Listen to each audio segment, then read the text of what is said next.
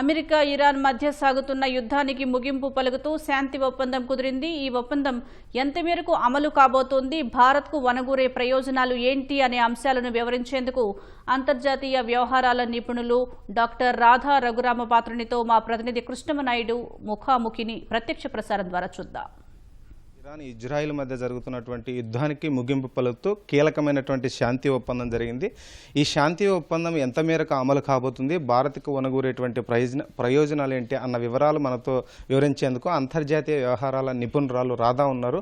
ఆమె మాటలు తెలుసుకుందాం. ప్రధానంగా మేడం, ఇరాన్కి అమెరికాకి మధ్య కుదిరినటువంటి ఈ శాంతి ఒప్పందానికి ముఖ్య కారణాలు ఏంటి, అంతర్జాతీయంగా ఎలాంటి ఊహ్యాలు ఇందులో ఇమిడి ఉన్నాయి మేడం?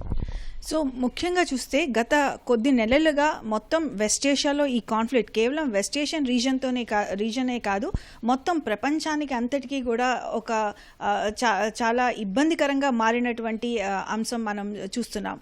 అయితే ఈరోజు భారత కాలమానం ప్రకారం ఈరోజు ఉదయం ట్రంప్ యొక్క ట్వీట్ మనం ఒకసారి చూసినట్లయితే, fleet of the world start your engines let the oil flow అన్న ట్వీట్ మొత్తం ప్రపంచానికి అంతటికీ కూడా ఒక రిలీఫ్ ఇచ్చింది అని కూడా మనం ఇక్కడ చెప్పొచ్చు.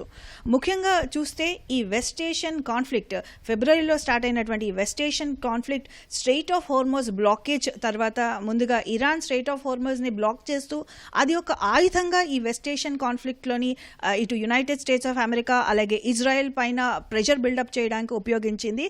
ఆ తర్వాత యునైటెడ్ స్టేట్స్ ఆఫ్ అమెరికా కూడా తాను రివర్స్ బ్లాకేడ్ చేస్తూ మొత్తం ప్రపంచానికి అంతటికీ కూడా చాలా ఇబ్బందికరంగా ఉన్నటువంటి పరిస్థితులు తీసుకొచ్చింది.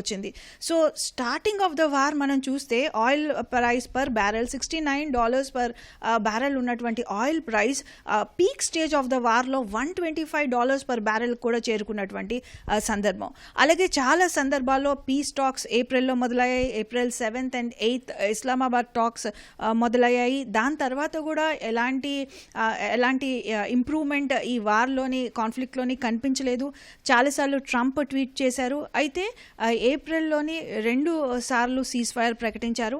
అలాగే రీసెంట్గా కూడా మరొకసారి 60 days సీజ్ ఫైర్ కూడా ప్రకటించడం జరిగింది ఈ జూన్ మంత్లో.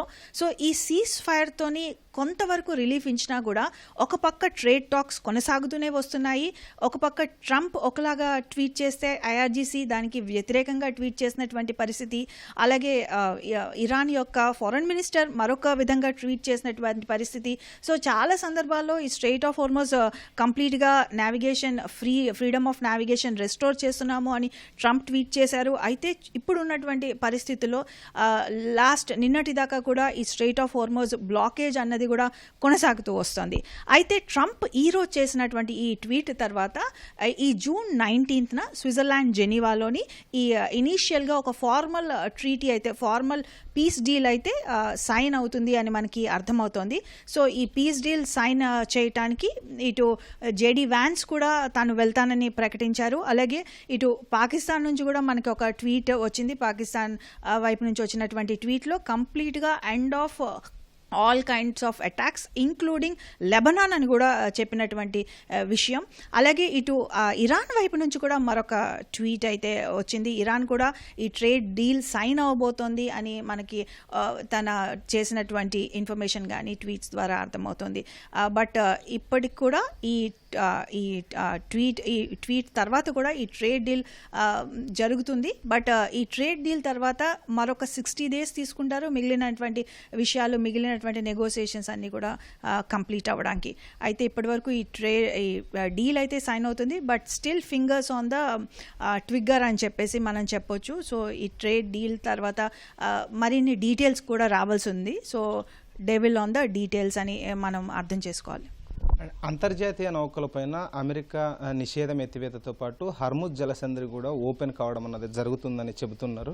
అంటే దీనివల్ల క్రూడ్ ఆయిల్ ధరలు ఇప్పటికే భారీ ఎత్తున పెరిగినటువంటి క్రూడ్ ఆయిల్ ధరలు భారతదేశంలో ఇంధన ధరలు తగ్గేటువంటి అవకాశం ఏమైనా కనిపిస్తుందా? ఇది ఇమీడియట్గా జరుగుతుంది, ఎందుకంటే ట్రంప్ చేసినటువంటి ట్వీట్లో కూడా especially fleet of the world start your engines and start trading oil అని చెప్పారు. సో ఇమీడియట్ ఎఫెక్ట్లో కంప్లీట్ బ్లాకేజ్ ఎత్తేస్తాము, అలాగే ఎలాంటి టోల్స్ కూడా కలెక్ట్ చేయడం అయితే జరగదు అని ట్రంప్ తన ట్వీట్ ద్వారా ప్రకటించినటువంటి విషయం. So strait of Hormuz navigation freedom అయితే ఇమీడియట్గా ఎఫెక్ట్లో ఉంటుందని మనకు అర్థమవుతుంది. సో ఈ ఫ్రీడమ్ ఆఫ్ నేవిగేషన్ ఎప్పుడైతే జరుగుతుందో ఇమీడియట్గా ఇప్పటి వరకు ఇబ్బంది పడుతున్నా, అంటే మొత్తం ప్రపంచం అంతా కూడా ఎస్పెషలీ మన ఏషియన్ నేషన్స్ అన్నీ కూడా ఈ ఆయిల్ ప్రైజెస్ హైక్తో ఇబ్బంది పడుతున్నాయి. అండ్ ఇందాకలు చెప్పినట్లు ఒక పీక్ స్టేజ్లో $125 కూడా వెళ్ళినటువంటి crude oil per barrel. So తగ్గుముఖం పట్టనుంది. అండ్ ఇమీడియట్గా ఒకసారి ఈ ట్రేడ్ డీల్ సైన్ అవుతుంది అని ఇండికేషన్స్ వచ్చిన వెంటనే కూడా ఆయిల్ ప్రైజెస్ $89 to $92 పర్ బ్యారెల్కి తగ్గినటువంటి విషయం. సో ఇంకా రాబోయే కాలంలో ఆయిల్ ప్రైస్ కంప్లీట్గా తగ్గుతుంది. ఆయిల్ ప్రైస్తో పాటు జనరల్ ఇన్ఫ్లేషనరీ టెండెన్సీ కూడా తగ్గుతుంది, ఎస్పెషలీ ఫర్టిలైజర్స్ కానీ లేదంటే మిగిలిన ఎసెన్షియల్స్ కానీ. సో ఈ ఫ్రీడమ్ ఆఫ్ నేవిగేషన్తో సో భారతదేశంతో పాటు మిగిలిన దేశాలన్నీ కూడా ఒక రిలీఫ్ మెజర్ ఇస్తూ ఆయిల్ ప్రైజెస్ తగ్గుతాయి. అమెరికా ఇరాన్ మధ్య జరిగినటువంటి ఈ శాంతి ఒప్పందం వల్ల ఎవరు ఎక్కువ ప్రయోజనం చేకూరిందని అంటారు, ఎవరు విన్నర్ అంటారు ఇందులో?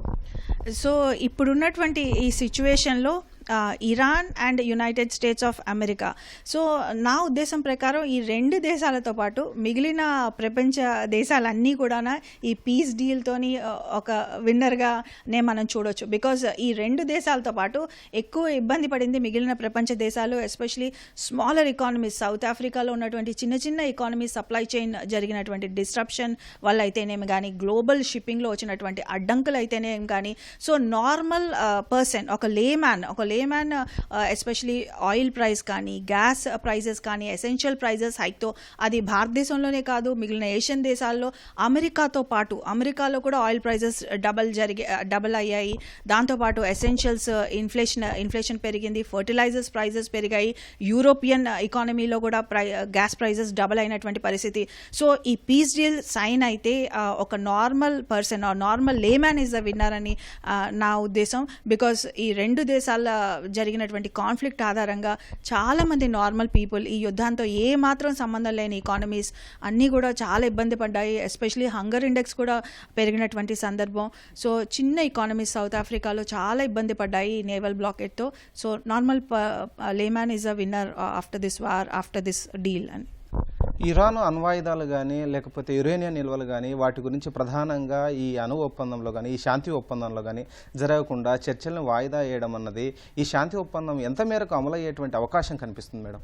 సో కొన్ని స్టిక్కింగ్ పాయింట్స్ ఈ నెగోసియేషన్స్ డిస్కషన్స్లో ఉన్నాయి. ట్రేడ్ డీల్ అయితే June 19th సైన్ అవుతుంది. సో కంప్లీట్ నెగోసియేషన్స్ పూర్తవడానికి ఒక 60 days టైం పీరియడ్ అయితే టైం లైన్ అయితే వీళ్ళు ప్రకటించారు.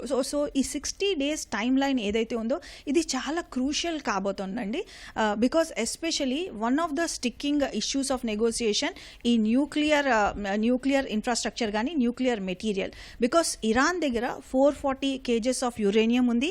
అండ్ ఈ యురేనియం కూడా మనకి అందుతున్నటువంటి వార్తల ఆధారంగా 90% ఎన్రిచ్ చేసినటువంటి యురేనియం ఉంది. సో ఈ యురేనియం అంతటినీ కూడా ట్రంప్ చెప్తున్నట్లు ఇది కేవలం యురేనియం డస్ట్ మాత్రమే. సో ఈ యురేనియం డస్ట్ అంతా కూడా తమకు అప్పగించాలి. అలాగే ఫ్యూచర్లో కూడా ఎలాంటి ప్రయత్నాలు అంటే న్యూక్లియర్ వెపన్స్ కానీ అలాగే న్యూక్లియర్ ఇన్ఫ్రాస్ట్రక్చర్ బిల్డప్ కానీ న్యూక్లియర్ ఎన్రిచ్మెంట్ యురేనియం ఎన్రిచ్మెంట్కి కానీ ఎలాంటి ప్రయత్నాలు కూడా ఇరాన్ చేయకూడదు అని ఇటు అమెరికా నుంచి వస్తున్నటువంటి వార్తలు, వాళ్ళ నుంచి వస్తున్నటువంటి డిమాండ్. బట్ ఇరాన్ ఇప్పుడు చెప్తున్నటువంటి అంశం ఈ న్యూక్లియర్ డస్ట్ ఏదైతే ఉందో అలాగే మిగిలిన న్యూక్లియర్ ఎన్రిచ్ చేసినటువంటి మెటీరియల్ తాము తమ ఎనర్జీ నీడ్స్కి తాము తమ కెపాసిటీ కానీ ఎనర్జీ బిల్డప్ కానీ వాళ్ళు ఉపయోగించుకుంటారు అని ఇటు ఇరాన్ నుంచి చెప్పినటువంటి అంశం. కాబట్టి ఇది one of the very crucial points of discussion. అయితే ఇది యుఎస్కి అప్పగిస్తారా లేదంటే ఇరాన్ దగ్గరే ఉంటుందా లేదంటే వీళ్ళిద్దరికీ అనుకూలంగా ఉన్న మరొక అంటే ఇప్పటి వరకు నెగోసియేషన్స్లో సపోర్ట్ చేసినటువంటి ఎకానమీస్ ఏవైతే ఉన్నాయో వాళ్ళకి ఏమైనా అప్పగిస్తారా అన్నది మాత్రం ఈ మనకి కంప్లీట్ డీటెయిల్స్ అందిన తర్వాత మనకి తెలుస్తుంది. అండ్ ఇది ఒకటి స్టిక్కింగ్ పాయింట్ ఆఫ్ నెగోసియేషన్స్గా కానుంది. అగ్రరాజ్య అధ్యక్షుడు డొనాల్డ్ ట్రంప్ తీసుకున్నటువంటి ఈ నిర్ణయము దానిపైన అటు ప్రతిపక్షాలు, అక్కడ ఉన్నటువంటి ప్రతిపక్షాలు కానీ లేదా ప్రజలు కానీ ఏ విధంగా అర్థం చేసుకుంటారు? అంతర్గతంగా ఏమైనా వారి వద్ద నుండి తీవ్రమైనటువంటి ఒత్తిడి ట్రంప్ పైన ఉందంటారా? ట్రంప్ పై అయితే యునైటెడ్ స్టేట్స్ ఆఫ్ అమెరికాలో తీవ్రమైన ఒత్తిడి ఉంది. సో ట్రంప్ ఎంత తొందరగా అయితే అంత తొందరగా ఈ ట్రేడ్ డీల్ ఇరాన్తో కుదుర్చుకోవాలన్న ఉద్దేశం అయితే క్లియర్గా కనిపిస్తుంది. ఒకవైపు ఇజ్రాయెల్ నుంచి చాలా వరకు వ్యతిరేకత ఉన్నా కూడా, అండ్ ఒక పక్క చూస్తున్నటువంటి సందర్భంలో ఇజ్రాయెల్ కూడా లెబనాన్ పైన అటాక్ చేస్తుంది. అలాగే లెబనాన్ హెజ్బుల్లాస్ కూడా చాలా డెడ్లీ అటాక్స్ ఇజ్రాయెల్ పై చేస్తున్నటువంటి సందర్భం. అండ్ ఇజ్రాయెల్ నుంచి సానుకూలత లేదు, బట్ స్టిల్ ట్రంప్ పైన డొమెస్టిక్ ప్రెషర్ అయితే బిల్డప్ అయి ఉంది. సో ఒక పక్క నో కింగ్స్ మూవ్మెంట్ జరుగుతుంది. అలాగే కాంగ్రెస్లో ప్రతిరోజు యుద్ధానికి సంబంధించి, ఇన్ఫ్లేషన్కి సంబంధించి, యుద్ధానికి అయినటువంటి ఖర్చుకి సంబంధించి ట్రంప్ పై ప్రెషర్ బిల్డప్ అవుతూ వస్తుంది. అండ్ రాబోయే మరికొద్ది నెలల్లో ట్రంప్ కూడా మిడ్ టర్మ్ ఎలక్షన్స్ ఎదుర్కోవాలి. సో ట్రంప్ ఈ ట్రేడ్ డీల్ కుదుర్చుకోవడానికి ఇంటర్నల్గా బిల్డ్ అవుతున్న ప్రెషర్ ఒకటైతే, అలాగే మిగిలిన దేశాల నుంచి వస్తున్నటువంటి ప్రెషర్ కూడా, అలాగే మిగిలిన రాజ్యాల నుంచి వస్తున్నటువంటి ప్రెషర్ కూడా దీనికి ఒక కారణం. సో G7 సమ్మిట్కి ట్రంప్ అటెండ్ అవ్వాల్సి ఉంది. సో దానికన్నా ముందుగానే కంప్లీట్గా ఈ ట్రేడ్ డీల్ కుదుర్చుకోవాలన్న అంశం అయితే ట్రంప్ వ్యక్తపరిచారని మనకు తెలుస్తోంది. సో ట్రంప్ పై ఉన్నటువంటి ఇంటర్నల్ ప్రెషర్, అలాగే ఎక్స్టర్నల్ ప్రెషర్ కూడా, అలాగే డొమెస్టిక్గా పీపుల్ నుంచి వచ్చినటువంటి ఇన్ఫ్లేషనరీ వైపు నుంచి వచ్చినటువంటి ప్రెషర్స్ కూడా ఈ ట్రేడ్ డీల్ కుదుర్చుకోవడానికి ముఖ్యమైన కారణం. అలాగే ఇరాన్ కూడా చాలా ప్రెషరైజ్డ్ సిచ్యువేషన్లోనే ఉంది. సో ఇరాన్ కూడా ఈ ట్రేడ్ డీల్, ఈ పీస్ డీల్ అన్నది అత్యవసరం అని మనం గుర్తించవచ్చు. ఇరాన్కి ప్రధాన శత్రువైనటువంటి ఇజ్రాయెల్ ఇప్పటికీ కూడా దాడులు ఆపనటువంటి పరిస్థితి అయితే ఉంది. ఈ ఒప్పందానికి ఇజ్రాయెల్ కట్టుబడి ఉంటుందా? పలు ప్రాంతాలు, అంటే ఇరాన్లో ఉన్నటువంటి పలు ప్రాంతాలపై దాడులు ఆపేటువంటి పరిస్థితి ఉందా? ఎలా ఈ శాంతి ఒప్పందాన్ని ఇజ్రాయెల్ చూడబోతుంది? సో ఇజ్రాయిల్ అయితే ఇప్పటి వరకు ఒక పక్క ట్రేడ్ టాక్స్ జరుగుతున్నాయి, అలాగే ట్రేడ్ డీల్ కూడా జరుగుతున్నటువంటి సందర్భంలో కూడా నేతన్యాహు ఈ వార్ని కొనసాగిస్తూ వస్తున్నటువంటి సందర్భం. అలాగే రీసెంట్గా కూడా రెండు వైపుల నుంచి ఇటు ఇజ్రాయెల్ కూడా కంప్లీట్గా సౌత్ లెబనాన్లో చాలా వరకు ప్రదేశాలు ఆక్యుపై చేసుకున్నటువంటి సిచ్యువేషన్ మనం చూసాం. అలాగే దానికి అంతే తీవ్రంగా హెజ్బుల్లా వైపు నుంచి కూడా చాలా డెడ్లియెస్ట్ అటాక్స్ ఇటు ఇజ్రాయెల్ వైపు నుంచి కూడా చూసాం. సో ఒక విధంగా నేతన్యాహు అయితే ఈ యుద్ధం కొనసాగించడానికే సుముఖంగా ఉన్నట్లు, అలాగే ఇద్దరి మధ్య, అంటే ఇటు నేతన్యాహు తన క్యాబినెట్ మీటింగ్లో ఉన్నటువంటి సందర్భంలో కూడా ట్రంప్ నుంచి ఒక ఫోన్ కాల్ అయితే నేతన్యాహుకి వెళ్ళింది. అండ్ ఈ కాన్వర్సేషన్ చాలా వరకు జరిగింది అని మనకు అందుతున్నటువంటి వార్తలు మనకు తెలియచేస్తున్నాయి. అయితే ఇటు ఇజ్రాయెల్ కంప్లీట్గా ఒకవేళ ఈ ట్రేడ్ డీల్ కనుక కంప్లీట్ అయితే, అండ్ ట్రేడ్ డీల్ జూన్ 19న సైన్ అవుతుంది అని తెలుస్తుంది. సో ఈ ట్రేడ్ డీల్లో లెబనాన్ అలాగే ఇతర అన్ని రకాల అటాక్స్, అంటే ఇజ్రాయెల్ వైపు నుంచి జరుగుతున్నటువంటి అటాక్స్ అయితేనేమి కానీ, అలాగే లెబనాన్ ఇజ్రాయెల్ పై చేసినటువంటి అటాక్స్, ఇవన్నీ కూడా కంప్లీట్ చేసుకునే ఈ ట్రేడ్ డీల్ పూర్తి చేశాము అన్న అంశం మనకి ఇటు పాకిస్తాన్ వైపు నుంచి వచ్చినటువంటి ట్వీట్ ద్వారా అర్థమవుతుంది. అండ్ కంప్లీట్గా ట్రేడ్ డీల్ కనుక జరిగితే, అండ్ రాబోయే 60 days చాలా క్రూషియల్గా ఉంది. ఈ 60 daysలో అండ్ మరికొద్ది రోజుల్లో ఈవెన్ నేతన్యాహు కూడా ఎలక్షన్స్ ప్రెషర్ అయితే ఎదుర్కోవాలి. సో కంప్లీట్గా ఈ ట్రేడ్ డీల్ కనుక సైన్ అయ్యి రెండు దేశాలు, అంటే ఇటు యుఎస్ అండ్ ఇరాన్ ఒక కంక్లూషన్కి వస్తే, ఇటు ఇజ్రాయెల్ అండ్ లెబనాన్ వైపు నుంచి కూడా ఎలాంటి ఒక పీస్ అయితే రెస్టోర్ అవుతుంది ఆ రీజన్లో కూడా అని మనం ఎక్స్పెక్ట్ చేయొచ్చండి. ఇరాను అమెరికా మధ్య కుదిరినటువంటి ఈ డీల్ వల్ల భారత ఆర్థిక వ్యవస్థ బలపడనుందా? రూపాయి మార్కం విలువ పెరిగేటువంటి అవకాశం ఉందా? ముఖ్యంగా ఇప్పుడు ఖరీఫ్ సీజన్ రాబోతుంది, ఎరువులు కూడా మనం ఎక్కువగా దిగుమతి చేసుకుంటాం. దానికి ఎలాంటి ఫ్రీగా ఈ యొక్క దిగుమతులు అనేది జరగబోతున్నాయి? ఇది భారతదేశానికి చాలా మంచి శుభవార్త అనే మనం ఇక్కడ చెప్పుకోవాలి. బికాజ్ మనకి కావాల్సినటువంటి ఫర్టిలైజర్స్ మనం చాలా వరకు వెస్ట్ ఏషియా నుంచి ఇంపోర్ట్ చేసుకుంటాము. సో ఈ freedom of navigation, strait of Hormuz కంప్లీట్గా ఫ్రీ అవుతుంది. So freedom of navigation restore అయినటువంటి సందర్భంలో ఎస్పెషలీ మన ఫ్యూయల్ ప్రైజెస్ ఇంటర్నేషనల్గా తగ్గుతాయి, మన భారతదేశంలో కూడా తగ్గుతాయి. సో ఒక్కసారి ఫ్యూయల్ ప్రైజెస్ తగ్గితే కావాల్సినటువంటి ఎసెన్షియల్స్, ఎస్పెషలీ ఫర్టిలైజర్స్ అయితేనేమి కానీ, అలాగే అక్కడ నుంచి మనం ఇంపోర్ట్ చేసుకుంటున్నటువంటి మిగిలిన కెమికల్స్ అండ్ ఎసెన్షియల్స్, అలాగే మన ఇండస్ట్రీస్కి కావాల్సినటువంటి చాలా వరకు రా మెటీరియల్స్ కూడా మనం ఇక్కడ వెస్ట్ ఏషియా నుంచి దిగుమతి చేసుకుంటున్నాం. సో ఒక్కసారి ఈ ప్రైస్ కనుక తగ్గుతున్నటువంటి సందర్భంలో మన భారతదేశంలో ఫ్యూయల్ ప్రైజెస్ తగ్గుతాయి, అలాగే మనకి కావాల్సినటువంటి ఫర్టిలైజర్స్ కూడా అన్నీ అందుబాటులోకి వస్తాయి. దీంతోపాటు మన ఇండస్ట్రీస్కి కావాల్సినటువంటి రా మెటీరియల్ కూడా ఫ్రీగా ఇంపోర్ట్ అవుతుంది అండ్ కావాల్సినటువంటి సప్లై ఉంటుంది. కాబట్టి కాస్ట్ ఆఫ్ ప్రొడక్షన్ కూడా అంటే ఇండస్ట్రీస్కి కూడా తగ్గుతుంది. అండ్ ఈ అంతటి ఇంపాక్ట్ కూడా మన రూపీ కూడా బలపడడానికి ఇది కూడా ఒక మంచి సంకేతం. సో మన భారతదేశానికి ఈ strait of Hormuz freedom of navigation అన్నది చాలా క్రూషియల్. సో ఈ ట్రేడ్ డీల్స్ అయిన అవడం మనకు కూడా చాలా లాభదాయకంగా ఉంటుందని మనం ఇక్కడ చెప్పుకోవచ్చు. ఈ ఒప్పందం వల్ల మిడిల్ ఈస్ట్లో పూర్తి స్థాయిలో చర్చలు కానీ శాంతి కానీ ఏర్పడే అవకాశం ఉందా, లేదా తాత్కాలికంగా ఈ యొక్క ఒప్పందం పనిచేయనుందా మేడం? ఇది చాలా క్రూషియల్ ఇష్యూ అండి. బికాజ్ ఇప్పుడు ఉన్నటువంటి ఈ ట్రేడ్ డీల్లోని కంప్లీట్గా వెస్ట్ ఏషియాలో ఒక పీస్ రెస్టోర్ అవుతుంది అని అందరూ అంటే ఇరాన్ కానీ యునైటెడ్ స్టేట్స్ ఆఫ్ అమెరికా కానీ అలాగే పాకిస్తాన్ చేసినటువంటి ట్వీట్స్లో మనకు అర్థమవుతుంది.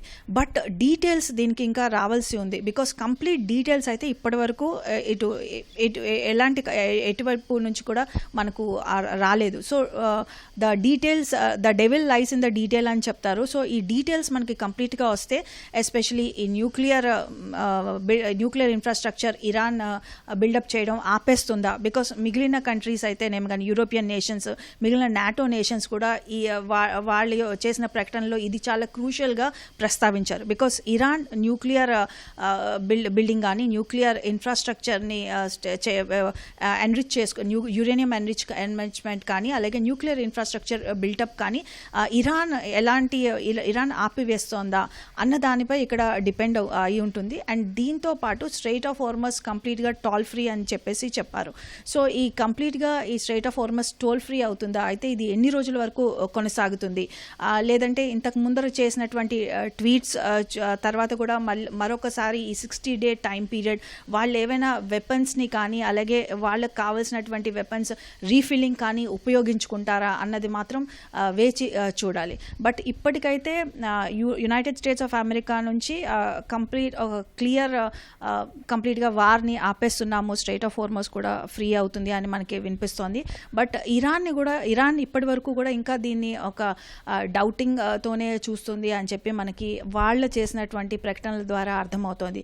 సో మనకు ఒక్కసారి కంప్లీట్ డీటెయిల్స్ వచ్చినటువంటి సందర్భంలో సో ఈ వార్ దీంతో కంప్లీట్గా ఎండ్ అయిందా, లేదంటే జస్ట్ ఒక పాజా, అంటే వాళ్ళు తిరిగి వాళ్ళు ఇన్ఫ్రాస్ట్రక్చర్ని వెపన్స్ని బిల్డప్ చేసుకోవడానికి ఇచ్చినటువంటి ఒక పాజా అన్నది కంప్లీట్ డీటెయిల్స్ వస్తే కానీ అర్థమవుతుంది. బట్ ఈ పీస్ రెస్టోర్ అవ్వాలి అండ్ నార్మల్ ఇటు వెస్ట్ ఏషియా కోసం యుఎస్ కోసమే కాదు ఒక మిగిలిన ప్రపంచ దేశాల్లో ఉన్నటువంటి ఒక నార్మల్ సిటిజన్ వైపు నుంచి చూస్తే ఈ పీస్ రెస్టోర్ అవ్వాలని ఆశిద్దాం. ఈ యుద్ధం కారణంగా అమెరికా తీవ్రంగా నష్టపోవడము, ఆర్థికంగా తీవ్రంగా చతికిల పడిపోవడము, బయటికి ట్రంప్ గంభీరంగా కనిపిస్తున్నటువంటి లోపల కుమిలిపోవడం అన్నది జరుగుతుందని అంతర్జాతీయంగా తెలుస్తుంది. అందుకోసమే ఒక మెట్టు దిగి ఈ యొక్క ట్రేడ్ డీల్ చేసుకున్నారని భావించవచ్చండి. క్లియర్గా ఇప్పుడు ఉన్నటువంటి సందర్భంలో ఈ వార్ కేవలం యుద్ధం వార్ ఫీల్డ్లో జరిగినటువంటి వార్ కాదు, డిజిటల్ వార్ జరిగింది. అలాగే ఈ డిజిటల్ వార్తో పాటు సోషల్ మీడియా వార్ ఒక పక్క నడిచింది. అలాగే ఈ సోషల్ మీడియా అండ్ డిజిటల్ వార్తో పాటు ఈ స్ట్రెయిట్ ఆఫ్ హార్మజ్ వాటిని సో ఈ ఎసిమెట్రిక్ స్ట్రాటజీస్ని కూడా ఈ వార్లోని వాడడం మనం చూసాం. సో ఈ వార్లోని ఇంటర్నల్గా చూసినటువంటి సందర్భంలో especially United States of America ఫినాన్షియల్గా అంటే ఎకనామికల్గా క్లియర్గా లాస్ అన్నది యుఎస్లో కనిపిస్తుంది. దీంతోపాటు అమెరికా దగ్గర ఉన్నటువంటి అత్యాధునిక వెపన్స్ అన్నీ కూడా కంప్లీట్ అయిపోయాయని వాళ్ళ యునైటెడ్ స్టేట్స్ ఆఫ్ అమెరికాలో డొనాల్డ్ ట్రంప్ యొక్క టీమే కొన్ని సందర్భాల్లో ప్రకటించినటువంటి అంశం. సో అమెరికా ఒక ఎకనామికల్గానే కాదు వాళ్ళ దగ్గర ఉన్నటువంటి వెపన్స్ అవన్నీ కూడా మళ్ళీ తిరిగి రీబిల్డ్ చేసుకోవడానికి కూడా అమెరికాకి కొద్ది సమయం పడుతుంది అని మనకు అర్థమవుతుంది. బికాస్ ఇప్పుడు ఇమీడియట్గా మరొక వార్ అంటే పెద్ద దేశాలతో ఎలాంటి వార్ వచ్చినా అమెరికా ఏ విధంగా నిలుస్తుంది అన్నది కూడా చాలా వరకు చాలామంది అనలిస్ట్ కానీ అలాగే జర్నలిస్ట్ కానీ లేదంటే ట్రంప్ టీంలో కూడా వాళ్ళు చెప్పినటువంటి అంశం. బికాస్ అమెరికా తన దగ్గర ఉన్నటువంటి మిసైల్స్ కానీ డ్రోన్స్ కానీ అలాగే మిగిలిన వెపన్స్ కానీ దాదాపుగా ఈ ఇరాన్లోని వాడేశాయి. సో అలాగే అమెరికా యొక్క internal situation, domestic inflationary pressure అలాగే అమెరికా దగ్గర ఉన్నటువంటి గ్యాస్ ప్రైజెస్ కానీ ఇవన్నీ కూడా డబల్ అయినటువంటి సిచ్యువేషన్లో అమెరికాకు ఇంటర్నల్గా ఒక ప్రెషర్ బిల్డప్ అయింది. అలాగే అమెరికా ఇటు సెక్యూరిటీ వైజ్ చూసినా తన దగ్గర ఉన్నటువంటి వెపన్స్ కంప్లీట్గా నిండుకున్నాయి. అండ్ దీంతో పాటు నాటో కూటమి, ఇక్కడ ఎస్పెషలీ చెప్పుకోవాల్సింది నాటో కూటమిలో కూడా కంప్లీట్గా అమెరికా ఫ్రెండ్స్ అనుకున్న దేశాలన్నీ కూడా అమెరికాకు ఎదురు తిరిగాయి. సో అమెరికా ఈ యుద్ధం కారణంగా అన్ని విధాలా నష్టపోయిందని మనకి క్లియర్గా అర్థమవుతోంది. ఇది ఓవరాల్గా చూసుకుంటే అమెరికాతో పాటు ఇరాన్, ఇజ్రాయెల్ ఆర్థికంగా చితికిపోవడంతో అన్ని దేశాలు కూడా ఒక మెట్టు దిగి ఈ శాంతి ఒప్పందానికి ముందుకు వచ్చాయని క్లియర్ కట్గా 19 చేసుకునేటువంటి శాంతి ఒప్పందానికి సంబంధించినటువంటి పూర్తి డీటెయిల్స్ రావాల్సిన అవసరం ఉందని కూడా చెబుతున్నారు. ఇటు భారత్కి కూడా చాలా ప్రయోజనాలు ఈ ఒప్పందం వల్ల వనగూరున్నాయని కూడా చెబుతున్నటువంటి పరిస్థితి. ఇది తాజా పరిస్థితి. Cameraman నరేష్తో Krishnam Naidu, ETV news, Visakhapatnam నుంచి.